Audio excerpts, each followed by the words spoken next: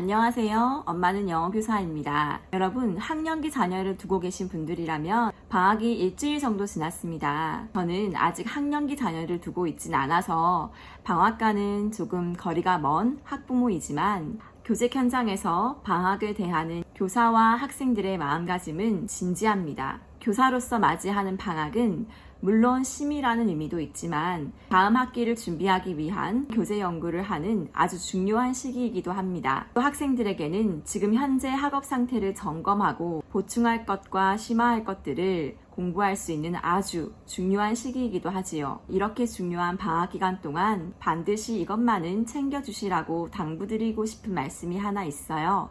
그것은 바로 도서관을 가시라는 것입니다. 여러분, 주말이 되시면 자녀와 함께 갈 수 있는 체험 장소는 정말 무궁무진하지요. 시간이 허락하고 장소가 허락하는 한 도서관을 한번 이용해 보시기를 바랍니다. 학생들이 공부할 수 있는 장소는 정말 많습니다. 요즘은 학생들이 스터디 카페를 주로 많이 가더라고요. 도서관에 가면 어떠한 장점들이 있는지, 무엇이 유익한지를 하나씩 살펴볼게요. 이 영상을 보시고 이번 주말에는 꼭 가까운 도서관으로 나들이 다녀오시기 바랍니다. 교육과 육아의 인사이트를 드리는 엄마는 영어교사. 첫째, 도서관에 가면 자연스럽게 예절 교육을 비롯한 여러 가지 가정 교육을 말 한마디 하지 않고 손쉽게 할 수 있습니다. 아이들에게 방학 기간 동안 정말 잔소리하기 쉽잖아요. 그런데 도서관이라는 공공장소는 어린 학생들부터 청년, 중년기, 장년기, 노인분들까지 아주 다양한 연령대의 사람들이 한 공간에 모여서 각자의 공부와 독서에 몰입을 하고 있습니다. 책을 읽지 않아도, 공부를 하지 않아도 그 정적을 깨트리지 않는 범위 내에서 내가 무엇인가에 집중을 해야 한다는 사실을 아이들은 몸으로 익히게 됩니다. 비슷한 연령의 아이들이 모여있는 스터디 카페에서는 절대 경험할 수 없는 것들이죠. 우리가 옷을 입을 때도 TPO에 맞게 입어라 라고 이야기하잖아요. 공부를 떠나서 한 아이를 교육시키기 위해서는 그 아이를 이 사회의 구성원으로서 TPO에 맞게 잘 길러내는 것이 매우 중요합니다. 어떤 장소에서는 어떻게 행동해야 하고 그 장소에서 기대되는 어떤 특정한 행동을 반드시 해야만 하고 내가 그 사회 구성원들이 암묵적으로 동의한 분위기를 해치지 않는 범위 내에서 행동을 절제하고 조절할 수 있는 연습을 할 수 있는 기회를 주셔야 합니다. 도서관의 열람실을 자녀와 함께 이용해 보시기를 권유드립니다. 도서관 열람실에 자리를 잡고 엄마는 엄마의 독서를, 아빠는 아빠의 독서를, 아이들은 아이들의 할 일을, 그것이 하나의 가족 문화가 되고 그 문화 속에서 아이들은 자연스럽게 무엇인가에 정진하는 자세를 배우고 익힐 수 있습니다. 수업 중에 저를 비롯한 많은 교사분들이 실제로 가장 중요하게 생각하고 많은 시간을 할애하는 것은 텍스트를 읽는 행위입니다. 저는 영어 교사이기 때문에 아이들에게 실제로 영어 지문을 묵독하게 합니다.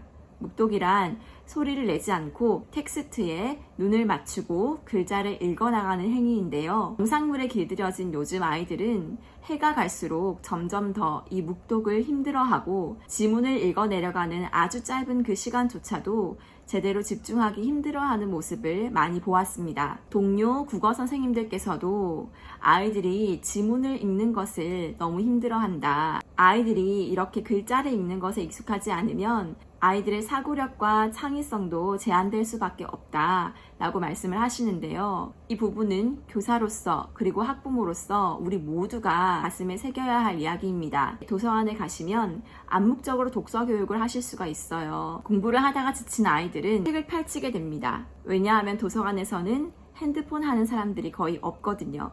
사방에 서가에 꽂힌 책들이 빼곡하게 둘러싸인 상황에서 핸드폰을 꺼내서 카카오톡 메신저를 보내고 유튜브를 볼 수 있는 학생들은 그리 많지 않습니다. 아이들은 환경에 아주 많은 영향을 받기 때문에 주변 환경이 좌우하는 그 분위기에 따라서 행동할 수밖에 없습니다. 로마에 가면 로마법을 따라야 하듯이 아이들은 학교에 오면 부모님 말씀은 잘 듣지 않아도 선생님들 말씀은 잘 듣습니다.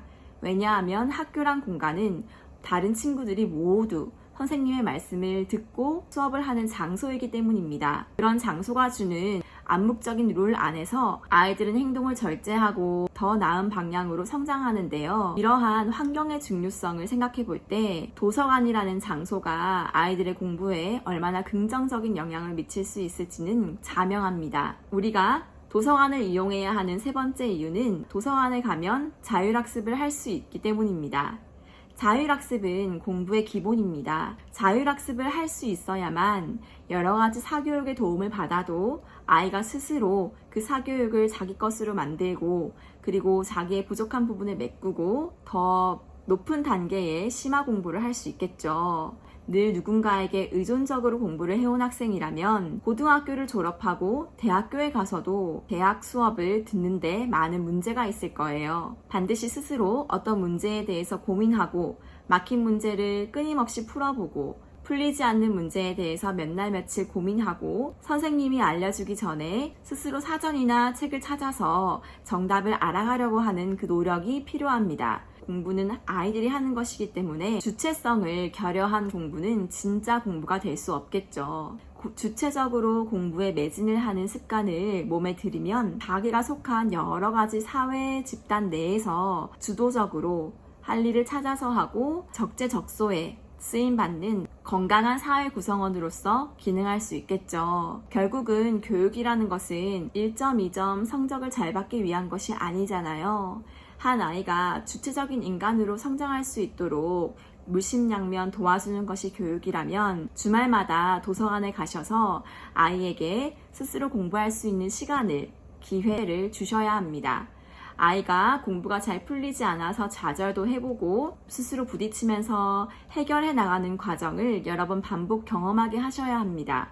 그런 과정을 통해서 우리 아이들은 한 단계 훌쩍 성장이 있을 거라고 확신합니다. 옛날에는 문맹이라는 말을 글자를 모른다는 뜻으로 썼지만 요즘 시대의 문맹은 영상물을 다루지 못하는 것을 의미한다 라는 말을 들었어요. 그만큼 바야흐로 미디어의 시대이고 이제는 AI 기술이 우리 생활 전반을 압도하고 있는 현실입니다. 그럼에도 불구하고 우리는 가장 아날로그적인 장소에서 우리의 아이들이 온애하고 성찰하고 성장할 수 있기를 바랍니다. 남은 방학 기간 동안 온 가족이 함께 꼭 도서관으로 가셔서 가족의 독서 문화를 확립하시고 저도 저희 어린 자녀들과 함께 기나긴 여름을 도서관에서 즐겁게 보내겠습니다.